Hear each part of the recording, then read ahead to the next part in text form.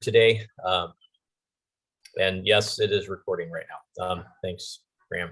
Sorry, I was gonna say something about that, but mostly recording so that if folks aren't able to get into what Patricia is getting ready to say, that they're able to get to it later at a future time.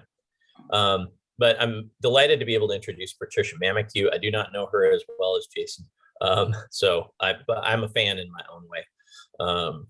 I talking with Patricia and just talking a little bit about what her role is at the Salvation Army, and talking with her a little bit about some of the things that she's involved with, and also just some of the skill set that she's acquired in working for a church, for a faith-based organization, but dealing regularly with media.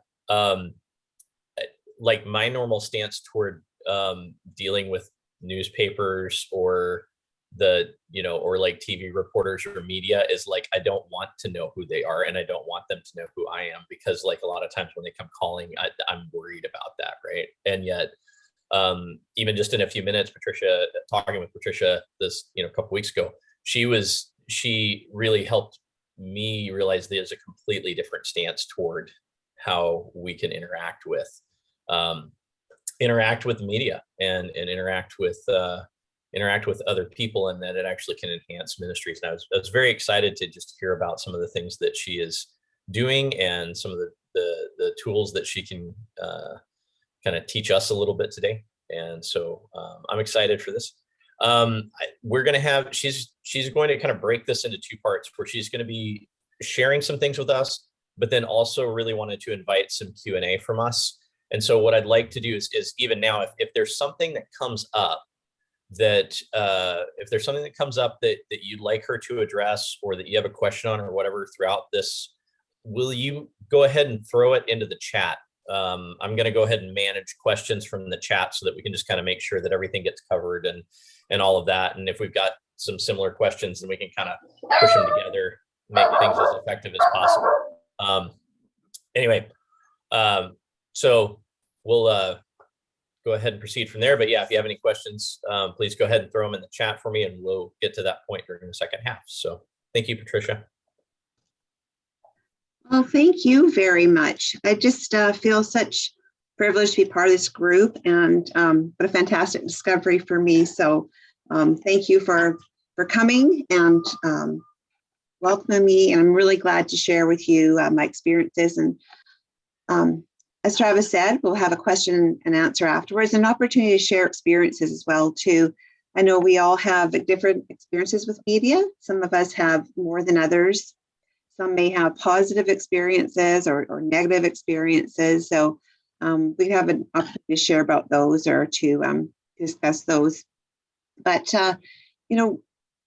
churches are so busy internally and also in their community engagement.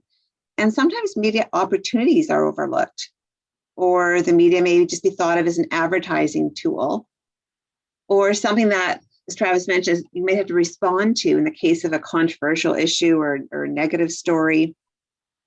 But purposely considering how media can be engaged in a proactive way can be a wonderful way to reach out to your community and reach a great number of people.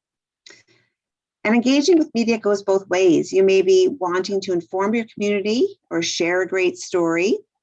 And the media is always looking for information and stories. So it's not just about you, it's about them, and the community benefits by hearing as well too. So it's a great medium, and really worthwhile considering, in your strategic plans, or when you're doing a campaign or events, that how you can engage and reach out to the media and include them in this.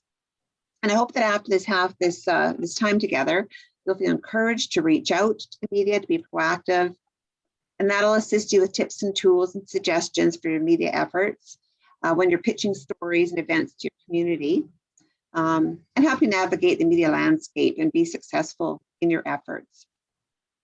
Just want to start off with a Wikipedia definition of media relations. And it says media relations involves working with media for the purpose of informing the public of an organization's mission, policies, and practices in a positive, consistent, and credible manner.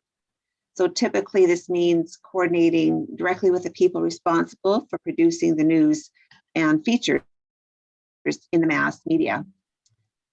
My experience with this is I was a bit like a deer in the headlights. I had never had that much public relations or media experience. And my first experience with the Salvation Army revolved around a negative story that had the potential to get worse. And what it was a police department budget was coming up, and in our region, and they had publicly announced how the resources were being depleted and used to attend disruptions around sheltering housing for the homeless and issues around those shelters, and how they were being being used a lot for those as to other things that were needed in the community. And unfortunately, our shelter was actually mentioned by them of all the shelters.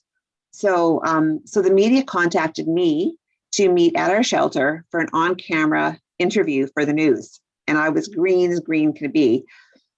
The fact was that our shelter wasn't one of the ones that had these sort of problems. We knew this. We have no substance use at our facility, and it's very safe and clean. But our reputation was at risk because we were actually named, and so I needed to dispel this, nip it in the bud, but at the same time respect the police department and other shelter providers. I can't say we're not the one; it's the other one. So it's a difficult experience for me. I had no real experience. I prayed, I got through it, but since then I've learned a lot, and so pleased that I can share that with you today.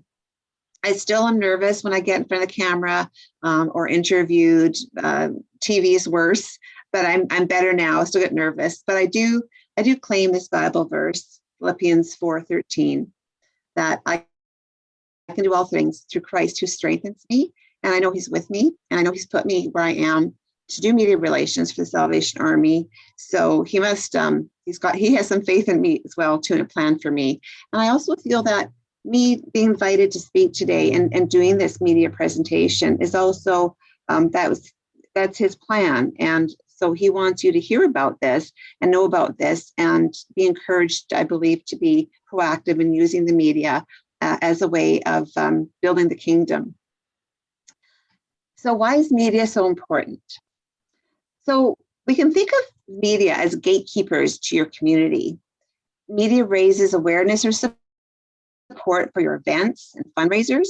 By talking to one journalist, you'll be able to share your key information about an event or get a message out to thousands of individuals in your community. You could pitch a story or event. I know at Lambert Park Church, we had the African Children's Choir there a while back, and that was a wonderful opportunity for the community to come out and visit.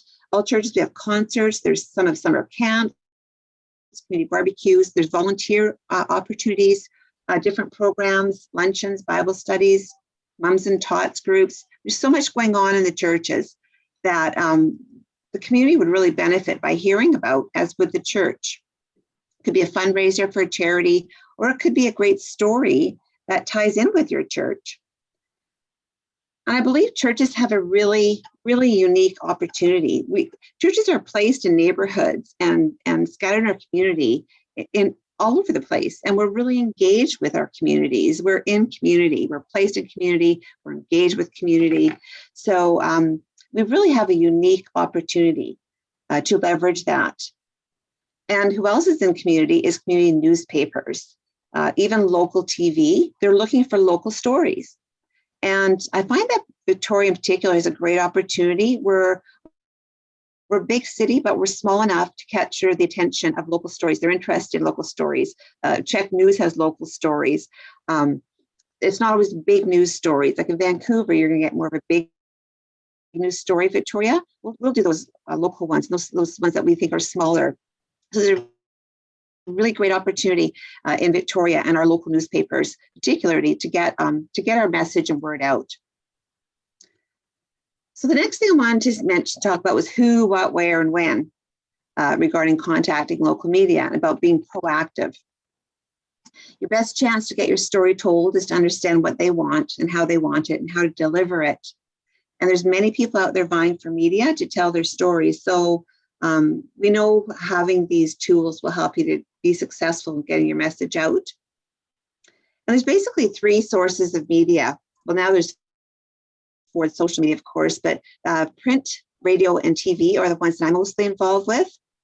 And I'm thinking about Victoria churches and which would be the most likely media and worthwhile to engage with. I believe it would be the print media, because we have a lot of local community neighborhood newspapers, the Saanich News, Victoria News, and they love local stories and look for those community associations and groups and schools. And I think reaching out to those would provide the best successes. Now, when these are, if they do cover your story or print your message, these are also could be picked up by larger other media, because they see what's, they have filters and feeds. And so if there's something going on that they would like to, it might garner, you might get a call from a larger, like a TV station, or the Times Colonist, which does bigger pieces, but as well, they do local as well. So just a real opportunity. And I really feel in print, if you're starting off on baby steps too, I think print would be the way to go. And then you can grow into the radio and TV and larger print. So now I'd like to mention who to contact as far as print goes. So if you're looking at getting into a newspaper, you should contact the editor and the reporters. So always the editor, and include in that email or how you reach out to the reporters. And you need to do your homework. So you need to ensure you're pitching to the right person at that media outlet. Pitching, if you've never heard of it, it's a terminology we use in PR and media relations. It's what we call when we're trying to get media attention and persuade them to publish our story. So we call it pitching. So generally you want to look for an editor and which reporters write on community and would fit with your message. So if you look, say you pick up the Saanich News where I live, you get to know which local reporters might like to report more on homelessness or food issues or different kinds of topics. So if you kind of familiarize yourself with which reporters might be more likely to tell your story, or they've written similar stories, or something that you could feed on to something they've already written about that they might be interested in. It's good to do your homework and look for those reporters before you send it out, where it would land and your pitch would land more successfully. And then knowing how to contact is important as well, and when to contact the media. So you can phone or send press releases or press advisories. And press release or media release, there's sort of interplay, those two words, press or media. I use press, sometimes media, but so there's phone calls, there's releases or advisories. And press releases are stories on something you're doing or done. And there is a proper way to write a press release. And if you do it right, sometimes the media will just take your press release and publish it word for word, which makes it a lot easier for them. Or if they're interested in it, they might contact you for an interview and come take a photo and get more information that way and respond to your press release that you've sent to them. And I will send a couple of documents after this as well too, following this so you'll have for tools. And I'll provide you a sample, a press release, so you can have that used as a template if you wanted to do that. There's also press advisories. So there's a release and an advisory. An advisory would be telling them about an event you're having. So it contains information about the event more than a story. And it contains an invitation for the media to attend your event. And then after the event, you could always do a press release on your event and send it to them as a story, but the advisory would be the invitation aspect of things. So there's a press release, a press advisory. And then ahead of contacting the media, always you should be prepared with key messages. And I'll speak to that a little bit later. If you invite them to attend your event, you might consider having a media package for them to take away. So that would just be maybe 1 or 2 pages. Could be a one pager on your church and the programs and services. Could be like including like a paragraph on the history of your church. a contact, or even a subject on a flyer on the subject. So if your media release or event was about, say, a summer camp, you might have a flyer you could attach to that media package on the summer camp to give to them. So it's nice sometimes for them to have a takeaway, not necessary, but it's kind of another nice thing they have. And then they would have that for their files and be able to resource that for your next time you reach out to them if you do that. Knowing when to contact.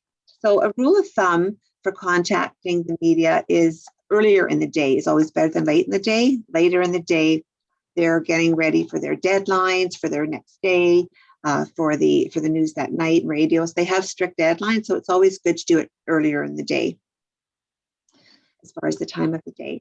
And then also pitching by phone wherever possible. That's really important. You'll get better results. And it also allows you to build relationships you need to ensure consistent or future success. Building relationships is what we all do, and that's so important. So I think on the phone, it's more personal, and that's a much better way. So pitching by phone whenever possible, as well as the releases, is a good way to go.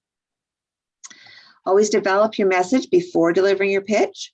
So when you call them, most reporters are pretty busy, and they may only have a few minutes to speak to you, and they might not bite on your idea if you don't offer a clear and convincing message. So think about what you're going to say, have a clear message, write it down. Even if we think our story's worthwhile, that doesn't mean they will.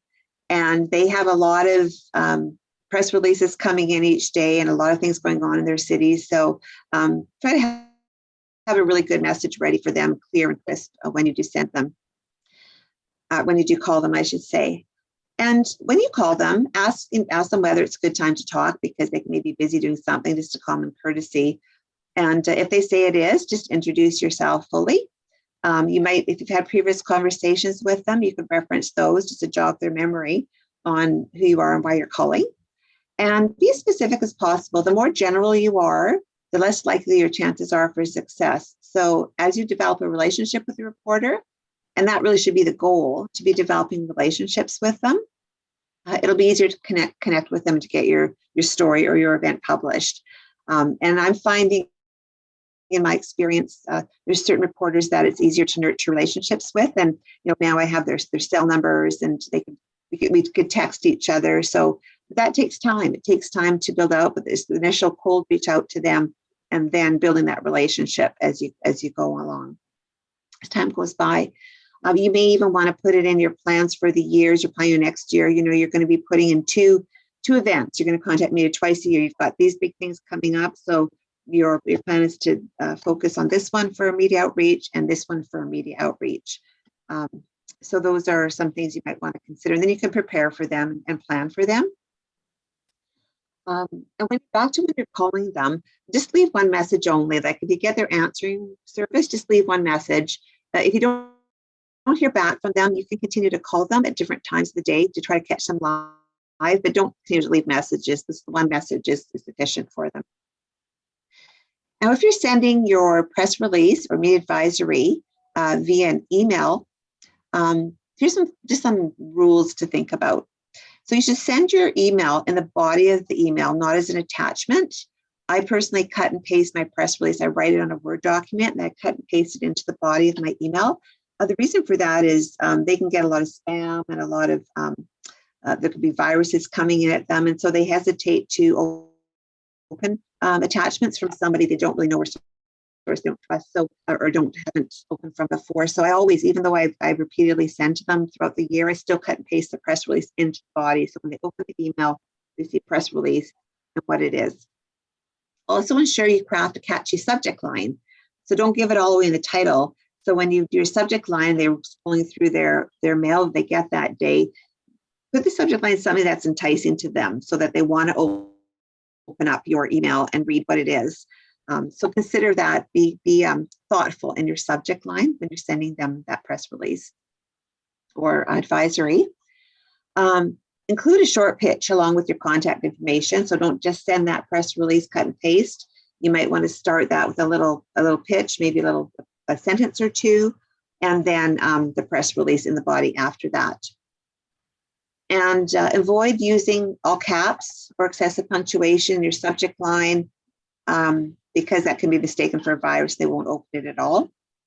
And then also, if you have an event URL, include that in that email, because the reporter will often visit the web before calling back, or your website for calling back, before calling back as well, to see if they want to make that call. So you could include your URL for your church, for your ministry, or your event if you have that. And just one other tip is, if you're sending out email, never send out a group email. So if you have several reporters you're sending to, just send it to one in that's listed. You could always blind copy, but if you're sending to more than one reporter or editor, just make sure it's just the one that's visible. Another tip would be to call them, phone them before you send your press release, not after. It gives them the heads up that it's coming, and it increases your chances of them picking it out.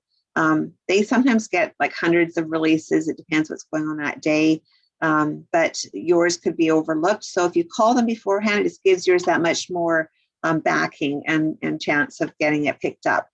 Let them know. I have called after too, but it's ideally to call before.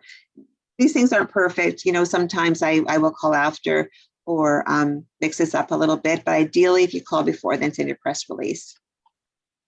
Just checking my time here. And so sometimes a reporter will ask you for something or some information that you don't have on hand. So just to mention, nothing will squelch a media relationship faster than if you promise something you can't deliver. So if they want something that you don't have, just promise you your best to get it to the reporter in advance of their deadline, because they always have deadlines, and always follow through. And if you're not able to come through, just let them know as early as possible. And now some tips to make your event or story more appealing. Make it different or unusual. Stories that are new, novel, or original are news because they have the gee whiz factor.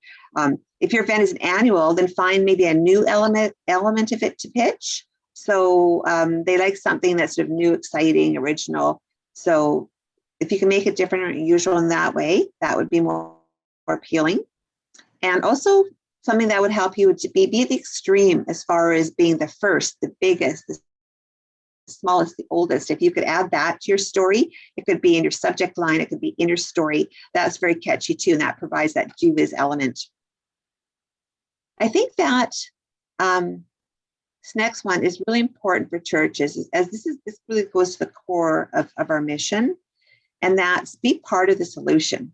There's so much trouble in this world, and there's so many problems, and the media hear a lot about the negative impact of the issues that we seek to address. So if you can position your cause as a rare good news story, it'll be an attention getter. If your event is helping solve a problem, let it be known. I think it's important to be part of the solution, and they're looking for that, and that's what we do. So that's important point to remember. Something else is to put a face on the story. Compelling human interest angles of any kind are news, and journalists are always looking to put a human face on their stories. The medias are also partial to stories involving children and animals, because that's pretty cute. So, that's always just a little heads up on that too, but it's always good to have a person in there. It could be a volunteer story. It could be somebody who's come to one of your programs and just what they've gotten from it. And, they could be now coming back to volunteer the next one, or a human interest story of some sort is really well received in the media. Having said that, if you're going to be having photos or human interest people in your story, you should have a media release form. And that should be signed. It authorizes the church to use the photograph for public relations or promotional purposes. And if you're going to be doing this, you should have maybe a fillable one on file, just a one-page template that you could print and have people sign if you're taking pictures at an event, if there's somebody particular in the picture. And I could also provide an example of that, of a template for media release form afterwards too, when I send the media advisory examples. And also another tip would be to make it local, like a local angle on a national news story is news to the media in your community. So if there's a national news story, keep the emphasis on the word local as it ties in with your local community. And newspapers love pictures. So if you can provide photos to bring visuals to get a story, that would be great. You could also let the media outlet know that photo opportunities are available when you send them a press release or media advisory as well too. And of course, TV reporters have to have the visuals to get a story in the air. Yeah, if you're dealing with a small publication, some photos of your own to contribute would help. So another thing to keep in mind is that you don't necessarily want to pitch so much the product or services to the media, although you do want them to know about those, of course, and because you do want to get the word out to your community. You want them to know more about the outcome and benefits of your efforts for the community, like what people will get out of it, whether it's tools for them or enjoyment or whatever it is that you're offering, what people can gain through attending it. So that's how you can sort of play that up maybe a bit more than what the actual event is, or balance those two as well, because it's not so much the event or service, but what that does for your community. People who have taken a previous one or attended could also do little quote as well, just saying what they've gained out of it as well. And how's my time doing, Travis? Do you even? You're like about 5 minutes to 1, so we've got about half an hour before we wrap up. So I think you're doing good on your talking portion, and maybe if we're moving into Q&A in about maybe 5-6 minutes. Okay. Cool. Sounds good. Thank you. So another thing I want to point out is it's all about key messaging. So there's a difference between simply answering a reporter's questions and delivering effective key messages to get your church's message across. Key messages are valuable tools also to keep you on track and prevent you going down the wrong path and saying something wrong that you can't get back. So it's really important to, they also make you look and sound really smart. So start out by preparing 3 or 5 key messages. What are you telling them? What is your message? Are you inviting them to an event? What is that event about? When is it? Who attends? What the benefits are? Get those 3 or 5 key messages. It doesn't have to be complicated. And then repeat your messages, put them down on paper. Repeat your messages over and over to them when you're telling them, because that's what your key messages are what you want them to report about. So you need to keep repeating them because that's all they have. That's all they can use. So keep getting those messages out at every opportunity. Another thing to do is also with your churches, there should be delegated or designated spokespersons to media. So there should be some sort of media policy there as well too. So just in case they do come knock on your door, or there's some in your foyer, there's the media with cameras, or at some point you should have a plan there just in case that happens, or who they might call, or who is the person they need to speak to or refer to. Sometimes there's people in your congregation. There's volunteers plus the employees. So it's good to have a policy like that, just to have that as in your resources and policies. As far as the interview too, and key messaging, you could anticipate questions in any tricky situations beforehand, so you're prepared. And you even might want to check into stories that you may have missed or Google, work out how your key messaging could fit into those issues before you make those key messages. And practice answers ahead of time, responses ahead of time, so you look and sound confident. You can record yourself doing it and watch it back. I kind of learned by, oh my gosh, do I ever look awful and sound terrible on TV? I talk too fast. I have no emotion in my voice, and my eyeballs are doing really weird things. So I kind of saw that back on TV when everybody else did, but you could learn by just doing it yourself on your phone or something as well too, preparing for that, being a little bit more confident. And you can include your key messaging almost in every answer you possibly can. Sometimes you will have interviews and you have a whole bunch of questions, and sometimes they only use one of your answers, and that wasn't your key message or the one you were hoping they would publish or print or air. So if you can try to get your key messaging, even though it might sound repetitious to you, they edit it, and at least hopefully they'll hit that key messaging somewhere in what they eventually do publish or print or put on air. And don't forget, you can control the direction of the conversation. You're in charge. Sometimes reporters might want to steer the conversation to get the answers they want, which is not what we want necessarily. So you can always steer it back to your key messages. Some, like, for example, some transitional messages you can use to steer them back to a message are something like, well, let's look at this from a different angle. And then you repeat your key message. So if they ask you something, they're trying to take you over here, you could say, let's look at like from a different angle and repeat your key message. Another way is you could say, well, this is really something that should be seen from a broader perspective. And as I mentioned, your key message. You bring it back to the conversation. Another way, so another phrase could be, clearly there's another more important concern issue here, that is key message. Or in our view, the most important thing is that we would like to see or hoping for this event is key message. So you stick with that key message, bring it back around. And it's going to give you a couple of quick tips to control your message and maximize your media interview success, do's and don'ts. And I could send you this also too in a PDF to have as a resource as well. And so do prepare as you would for an important meeting. When you're reaching out to media, initially prepare beforehand, your outreach, and afterwards. Prepare as if you would for an important meeting. Do keep your message simple and easy to understand. Do deliver them early in the interview. Do deliver your key messages early in the interview. Do be ready to tell and illustrate your story. Do stick to the facts that you know and stick to what you know. Do correct misinformation. So any misinformation, do correct it. Don't just let it go if they say something that's incorrect. And do use everyday language. You don't have to be fancy or use big words, just use basic everyday clear information. So those are some do's, and here are some don'ts. So don't just wing it. You want to prepare for this. Don't deviate from your key messages. Don't let the reporter put words in your mouth. And if there's something negative that they say, you don't repeat the negative. Don't, just take it away from that. Then you're getting a double negative. You're hearing it twice. Don't say no comment.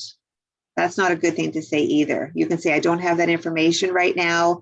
I'll find that out for you. I'll get back to you. Or sorry, I don't know. So if you don't know it, don't say it. But just say, I'd be happy to find that out for you or get back to you on that. Like I said, don't repeat a negative phrase.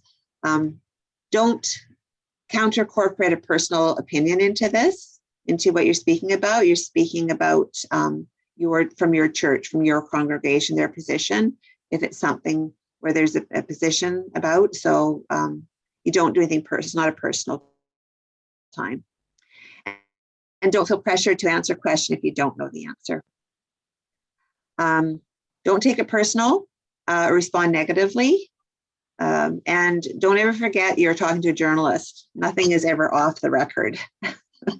So we say it's off the record, it's not necessarily so. You got to act like everything's on the record and bring it back to do practice and do be natural and conversational, not scripted. So those are some of the do's. And then I just want to quickly mention how to handle difficult questions. So because the majority of the time you're just going to cover your event because it's a good story and you're sending them good stories and good events and good news to our community, and it's a benefit to the community. The reality is that conflict and scandal and controversy drives ratings, sells newspapers, drives traffic onto social media. So sometimes the media will unfortunately and unintentionally or intentionally flesh out the negative side of a story without your knowledge, run their version. So that's not something you or your church wants. So here's some guidelines to help you weather the storm if it does happen to you. So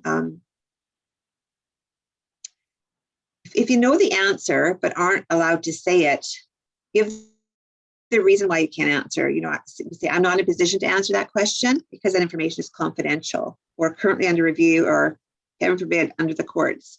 So if you know the answer, ask you a question, you know the answer, but you're not allowed to say it, instead of saying, I'll get back to you or whatever, just give them the reason I'm not in a position to answer that question because it's confidential, or maybe you don't have a position on that. If you don't know the answer, they ask you and don't know the answer, just say you don't know and offer to find the information, never guess. So say, like example, I'm not sure how many hampers we prepared, but I can get the information for you. So that's something else to do. If you're asked to speak on behalf of others, speak, as I mentioned, only on behalf of your church. So, you know, for example, if the media said, why do you think the city did decide to do that?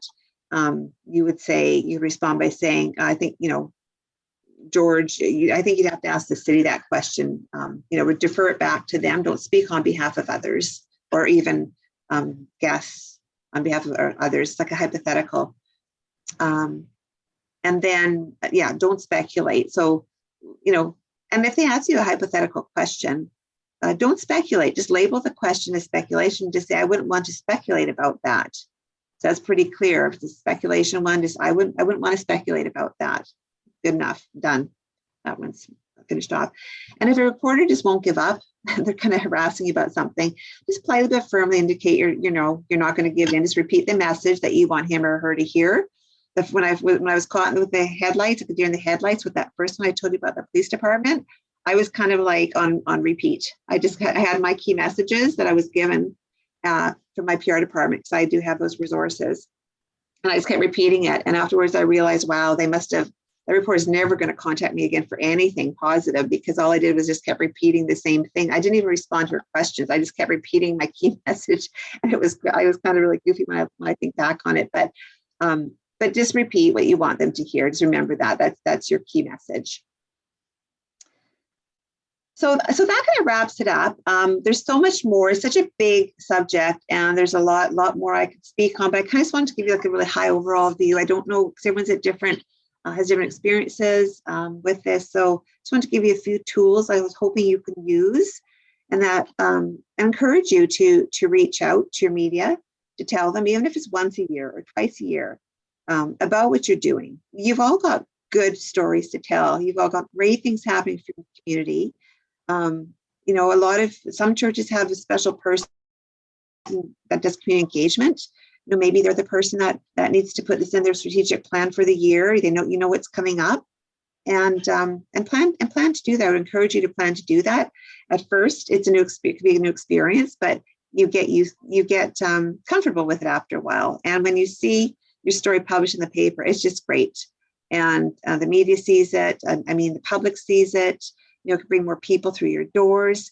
Even if it's a community meal or barbecue, we put signs out, there's newsletters, we try to get the word out, but media is such a really valuable tool, and it's really worthwhile to just take the time to invest in creating a relationship with those reporters who you seek out from your local newspaper. I would say start to do it from there and get them your stories. I think everyone here has probably a story they could tell, experience, somebody they know, something they're doing. So Phil, please do. I think God wants us to use the media and use it for good news and not bad news. And that's something we really should consider and maybe consider a little bit more seriously. So anyway, if anyone has any questions, I don't know if anything came up or what I spoke about maybe might have nudged someone about something, or if they have a question for me. I'm also happy to be a resource too. If you're going through something or planning something, or got a campaign, feel free to give me a call. We go for coffee or something, and I could share. I'm not an expert, but I've got some experience under my belt now. So if anyone would like to do that, I'd be more than happy to support you. I would love to support you and help you out with that. So please, contact me whenever you have the need to do so. Thank you, Patricia. Yeah, we have a few questions that have come through, and also, if you, while we're talking, if it brings something else up for you, or you've been kind of hanging around, kind of forming your thoughts, please continue to go ahead and throw those in the chat. But my first one coming in would be okay. So my first one coming in was from Bella and Darren, asking, like, can you please forward the recording to us? Yes, we can do that. You were also talking about being interviewed by Black Press, and was there anything that you wanted to comment in on that experience, or anything that you kind of wanted to kind of bounce off of Patricia, or talk with the rest of us about that experience? Sorry, Travis, was that towards me being interviewed by them? Yeah, came from Bella and Darren at Sanctuary. Yep, y'all. Yeah. Well, Black Press is like they're that community newspaper. They're all over, and they really like to tell local stories. Like Saanich tells Saanich, Goldstream Gazette and Goldstream area, and there's not a lot of it's actually quite comfortable talking to them. They might come to your reporter, might come to your your church and sit down, and you can show them what you do there. It's like if you have a little media kit to give them afterwards, a little bit about your church. Was there anything in particular you wanted to ask Bella and Darren about that you were thinking of along the line? No, we just want to reiterate what you said, that we submitted an article with Black Press, which was later picked up by a national TV network, and we were interviewed by that national TV group. So yeah, it's exactly what you said. A local story picks up some speed, and then can often get picked up by provincial or national news. So, and in a positive way. This was a positive example, not a negative one. That's great. Congratulations. That's a real success story that you did that. Good for you. I also think another thing that brings to mind is seasonal stories are good too. Like, it's Easter time, you put some Easter, it's an Easter story, or say Volunteer Week is coming up. You could look ahead what's coming up on the calendar, or National Truth and Reconciliation Day. Maybe something you're doing at your church or your ministry has something special for Indigenous communities, or immigrants, or it could have something to do with something that's happening in the world. So timely things are really well received as well too. So an events that you could coordinate your message with something, that a bigger message that's going out there as well. I've seen things on with Lisa LaFlamme and CTV, the teens little story. It's some student made some device and it's benefited something, and he's on national news. So there's some really, sometimes they really pick up a really neat story. Youth, like Terry Youth, there's stuff there too they love, and St. Therese here and other folks that work with youth. That's a really good one too to get out as well too. So yeah, it could really be picked up. It could go far. That's what I mean. The media is a tool, we really should all be using to engage our communities and to share the good news that we have to share. Mm-hmm. Got a question in from Graham regarding key messages, and he says, so Patricia, in order to emphasize key messages, is it good to avoid saying too much about other things? And yeah. I don't know, Graham, you might have some more that you want to weigh in on that question as well too there. Yeah. You talking about me, Travis? So I never put that message. No, he's talking about me. Oh, Grant, not Grant. It's that Sorry. American accent. I will work on my enunciation. Grant. I'll just start by saying your key messages should be, pretty what you want, what you would like to hear them saying. Like it could be about the history. It could be your anniversary or something of the church being there for 25 years or something in the community. So if that's what it is, you want to get, say, the key message, maybe the time. Your key message could be simply as 25 years. That's one of your key messages. That you want, that simple key message, 25 years. Second message could be maybe who you serve, like you do food, you feed, you have a choir, whatever, like those 3 things there too, whatever, whatever it is, really basic key messages.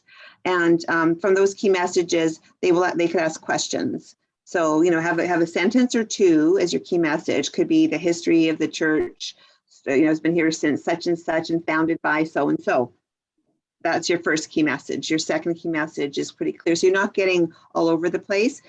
Those, you could have like your primary 3 messages, and then you could maybe have a couple of other ones if you do need to go into those, or you could expand on those key messages underneath that. But just so you kind of stay clear, get them really clear and in your mind what those are. You don't have to go too deep in those, but be prepared too if you need to. Because they may pick up, you may give them your key message, but then if you go too deep into it, they're going to pick up this part of it, and then your key message gets lost. And it's just like, what? That's not what I said, or that's not what I meant. So, yeah. Does that help, Brant? Yeah, that definitely helps. Yeah. I've got one from Jason, and then I'll have one from Ken that maybe they may kind of dovetail just a little bit. But Jason's question was, so much of the narrative around the evangelical church and COVID has been negative. How do you change the channel on this, or how do you have some ideas of how we can kind of redirect that?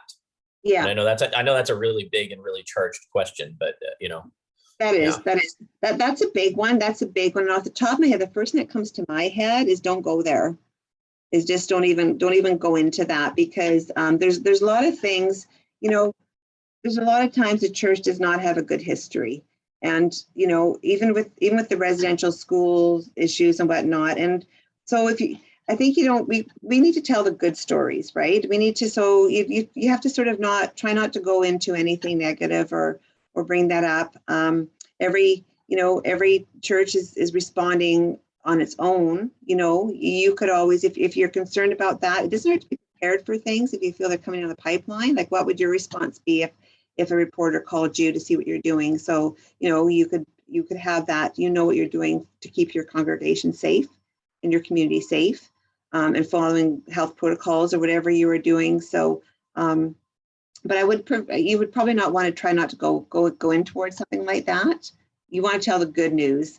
There's a lot of negative news out there. And as I mentioned, the residential schools, I just was so cringing when I was hearing about that on the news. And, I just think that, we have to, the Bible says we need to show our good works and just keep loving and showing, just being good and good to our community and loving people. And I think that's what we need to keep showing.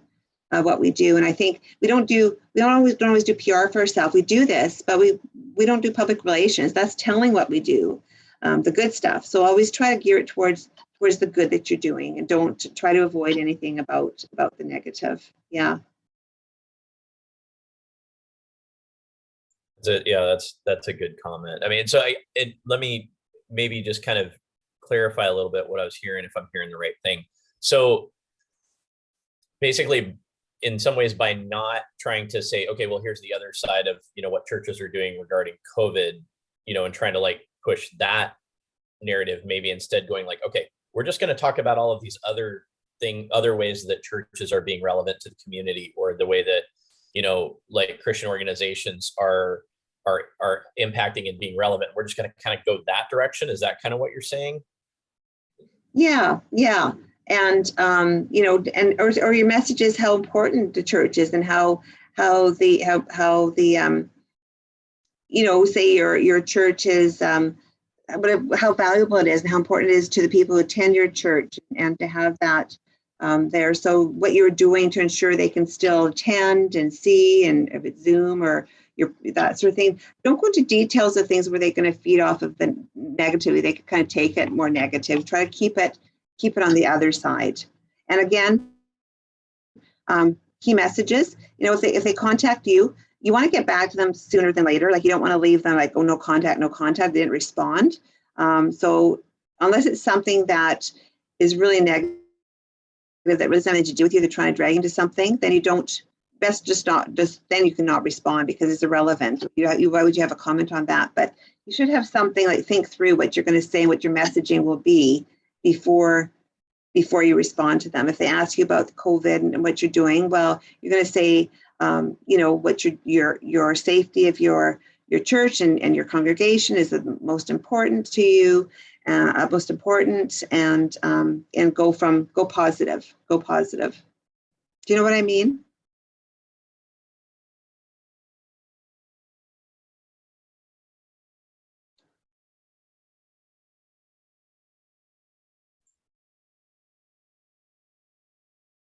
I think I I may have froze up there. We did for a minute. Sorry. I think I may have froze up there for a second and lost part of that sentence. So if everybody was just sitting there in silence staring at me for a second, I apologize. I also have one from Ken, and I really like this question. Can you comment on the do's and the don'ts of damage control after a negative telecast or print media column? I have a few experiences of things that have gone sideways. Mm-hmm. Mm-hmm. Well, unfortunately, sometimes when something's out, it's, you'd like to respond back to the, you may have an interview where somebody took the wrong thing or misconstrued what you said. That is not uncommon. That's happened. And personally, I've never gone back to the reporter to unravel that. I sort of just let that go. If they ask me something, then you want to correct them. But I don't think it doesn't really do that much good going back to the reporter and correcting them unless you really feel you want to. Ken, can I ask what that wasn't about particular? Hi, I have a couple of different experiences, but the one that sticks in my mind the most happened in the winter of '93, going into '94, and it was about a youth winter retreat in the Sierra Nevadas. I was doing pastoring in Fresno at the time at a United Methodist church, and it was a statewide event up in the snowbound Sierra Nevadas. Fantastic camp.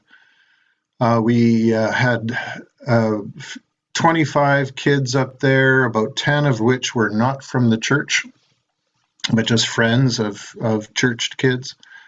And about halfway through this 3-day event, we realized as pastors, youth pastors, and sponsors that things were going sideways. Kids were looking traumatized, but everything was hush hush.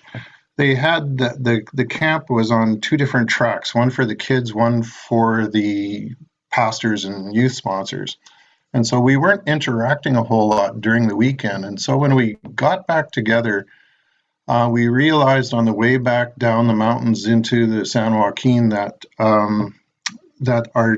our kids, our teenagers, were absolutely traumatized. And we found out through their testimony in the vehicles on the way back that basically they had experienced desensitization techniques regarding human sexuality. And this was not what was advertised at all.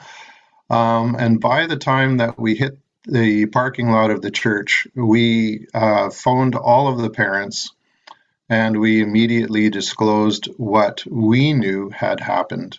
The non-Christian parents that were involved in this event from our church contacted the local press. And that story got picked up, and it went to the Fresno Bee, to the Los Angeles Times, to the Chicago Tribune. It got voiced all over the country, and our church and denomination was in massive damage control. And there was really no way out of it. So I learned a lot from that experience. Because I was in the maelstrom, I was in the middle of it, but I don't think that, well, I think we handled it as well as we could possibly have handled it, but it was just blood and gore all over the place. So yeah, That's hard when something's out, and it's out in the media. How do you retract that, right? And when if the narrative's out there and it's just then it's really hard to do, and the media is not necessarily going to go publish, oh, we said the wrong thing or what we said wasn't true. It's kind of it's really tough when it's out there. The key is catching it before it gets too much of a crisis. And so I think we just have to always be aware. As soon as we see something that might be an issue or a problem, start preparing for it. Communications is really important as well too, with your stakeholders, what you did, talk to the parents as soon as you got back. That's great. You want to make sure you've got communications but it's really hard. You got to watch if it's coming out of the pipeline, and then prepare your response. What your response would be to try to mitigate. Mitigating is kind of key in crisis, as opposed to when you're in full blown crisis. You kind of have to ride it out and prepare your key messages in response to that. Yes, we are in contact with the with the parents and are keeping them informed of any changes, whatever it might be. All that kind of like very clear key messages, and try to keep it to that. But once it's out there, it's kind of tough to bring it back. That is true. I think communications. We had a potential situation this year with a COVID outbreak at our Sunset Lodge here in Victoria, and so automatically we're in mode that this could go the wrong way if someone speaks to the media and says something wrong or whatever, or incorrectly. It could go sideways. Things could go sideways on us, and your reputation. You're protecting your reputation is what you're doing when you're doing crisis management control. Mm-hmm. So the first thing we did was communicate to our internal stakeholders, communicate to our external stakeholders. Unfortunately, the press sort of came. They what do you call it? Sabotage, but they confronted a person who was leaving, a worker at the Salvation Army, and they were on TV. I turned the TV, and here's somebody talking who's not a representative of the Salvation Army, who the media happened to ambush outside, waiting outside our facility. So thank goodness they didn't say anything wrong, but it's just really hard once it's out there. So I think it's just, you always have to have your spidey senses up. If something doesn't feel right or something's coming up, it could go to media. Somebody involved could call, because churches are so engaging. There's so many people involved. There's family members. There's people who are not as close in our circle who might hear of it and say something. So I think that it's just all about that. Your response. We have your key messaging response. What you're doing, how you're managing it, and how you would respond ahead of time. I'm sorry I can't offer more for once it's out there, but maybe once it's out there, you'll still be asked more questions, or maybe more people come to us. At least then you can do what you can to have your key messages and try to bring it back in again. And try not to go into it. Try not to flame it. You want to put it out always. If there's something negative, you want to try to dampen it, put it out, make it go the other way, not go into it and start having to explain it and answer it. And sometimes it's better just to let it go, as opposed to starting to respond to it. Then you get more conversations, and you just get deeper and deeper and deeper. You just have to sort of grit your teeth and go on and just keep just proving it wrong as by what you do and who you are. Thanks. Because the devil's up there. We have an enemy out there, and so he knows the media could be a tool for him as well too, right? So just remember whose side you're on. Who's by your side, and keep going forward. You've got that strength. So. Thanks. Any other, we're right about at our time. If there's any other kind of like last question that we want to throw in, let's go for it. And otherwise I'll get ready to close us out. Yeah. Go ahead, Aaron. Quick example. I don't know how many of you remember this, but Mike Oshiro and I were, more Mike than me, but because there's an individual posing as a minister of youth in the city. And he was wearing a collar. He was baptizing youth, but he was also he also has some outstanding charges and convictions from a sexual predator kind of history from New Westminster. He came to Victoria, and we felt we had to get ahead of that and talk to the police. And I don't think we approach the media, but we talked more with the police to let them know that this person was posing. He was not the real deal. And we worked hard at, helping the police identify his location, whereabouts, and activities. So we tried to get on top of that and get ahead of it before it became something, before it became a story. So we also work together. I think we all on this call need to remind ourselves that we are in this together, and we need each other when the time comes, if the time comes. So that's all I have to say. Thanks. Yeah, boy, that's a really good example, Darren, and one that I remember because I was in that group of people that was about getting out in front of that, and kind of pooling all of the resources. Okay, well, what do we know here? What do we know there? What do we know from this person? And then the actual moving in and saying, okay, we're actually going to kind of work as a vanguard gatekeepers here. We're going to confront this person, and we're going to confront the person that kind of is sponsoring them, and say, yes, right. Okay, this is stopping now, and if it doesn't, this is what's going to happen. And I think, I don't know, the lesson I'd pull from that on not just on negative stuff, but I think even on positive stuff as well, is that we're better when all of our piece and parts are working together. And that I mean, we know that at a congregational level, but I think that works as like a Greater Church of Victoria level. If we find that we're dealing with something, even in a positive sense, like we're dealing with homelessness, or we're dealing with food insecurity, or we're dealing with something like that, and you have something going on, it might also be a great idea to realize that there's probably 5, 6, 7 other people that are around you that are doing something somewhat like that, or working with something somewhat like that. And so it may present an even better image if we're all working on it together, or we're presenting, hey, look, do you know that it's not just us, it's us and these people and those people and this, and we're all kind of pooling our collective resources into how we approach the media on stuff as well. But I think especially if it's going south, it's like, we're not singling out this one congregation. Hey, we're kind of all in this thing together. We all know what's going on, and we're all working on this. Yeah. And I think that works for negative and good things. If we're doing something, something good, like the Easter, the City Reach Easter service or something, that's we do media together sometimes too, right? We could put a message out together too, or even a letter to the editor is like media relations, right? If you want to do that at Easter or Christmas or something, other faiths do, other people do. There's no reason why, the Church of Victoria couldn't do as well too with a number of signatures. I think that also, I think with that particular situation, I know which one you're talking about, and I think that's good that you took those actions obviously beforehand, before it got to the media coming to knock on your doors, and then you would have one spokesperson, like, if the media does come, who's going to speak? Is it Bella? Is it Darren? Is it Travis? And what are your key messages? Okay, as soon as you became aware of this, you immediately, informed the police or whatever, or you immediately, dismiss that person, whatever it was. You couple key pieces.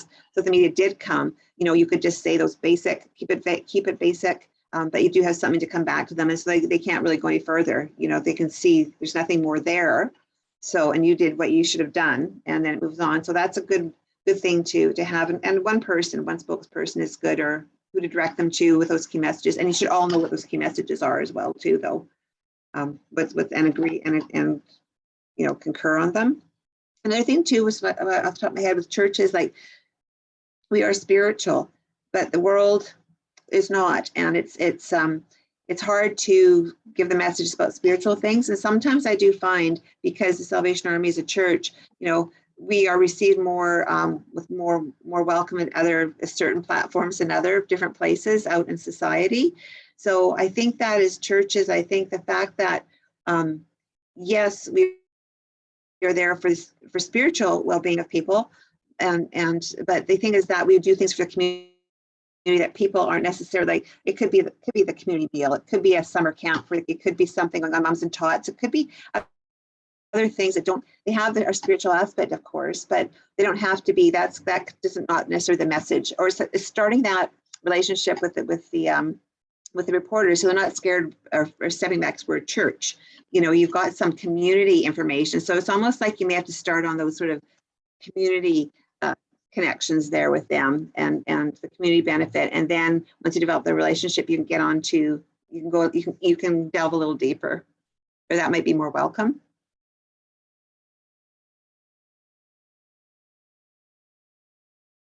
Good thoughts. Good thoughts. Mhm. All right. Well, Patricia, I just want to thank you again. So informative for me, because again, this is not I mean, even though I think a lot of us that are involved in church work are involved in communication, not necessarily in this realm. And so just thank you for the practical tips. Thank you for even just those simple do and don't lists. And I know I'm going to be coming back over this recording and just kind of thinking about that as a lot. Yeah. As you know, again, it's just trying to because one of the questions, I mean, just, you know, kind of transparently, I mean, one of the big questions that's kind of facing us at Shelburne right now is like, what will we be known for as a church? You know, I mean, we're trying to reclaim the relevancy of churches, and so what will we be known for? And I think a part of that for me is what will our immediate community that walks around our building know us for, or whatever, but also what will the people in the greater community know us for? And that's one way that we're going to have to kind of use that as a method and a means of creating that. So thank you for some of those very, very, very practical and informative tips on that. I really appreciate it. PR going beyond me yet is a whole other thing too, is how to do go deeper dive into key messaging, into a campaign, you know, a plan, and even rolling out your key message over the year. Something like you're talking about, Travis, you've got, you know, some question of how do you answer that? How do you add media into that overall plan, you know? Right. So it's a piece of it. Yeah.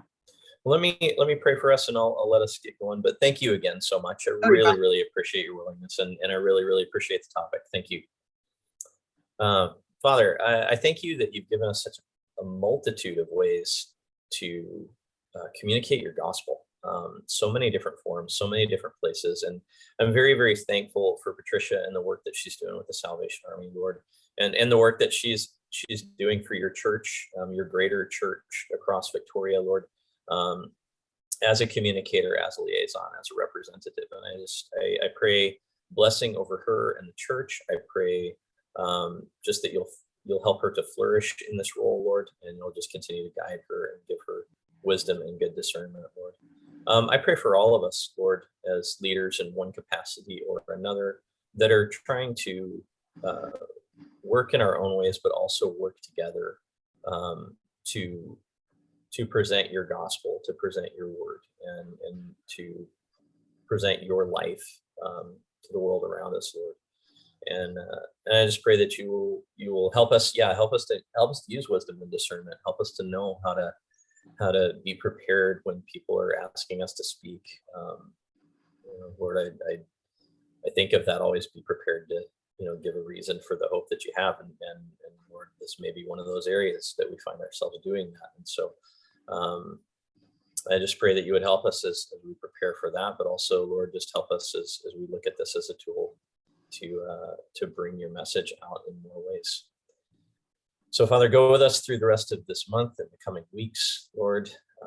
Bless us, Lord. Again, we just pray for Maggie and for Scott and for their family and for the disciples and the brothers and sisters at New Life.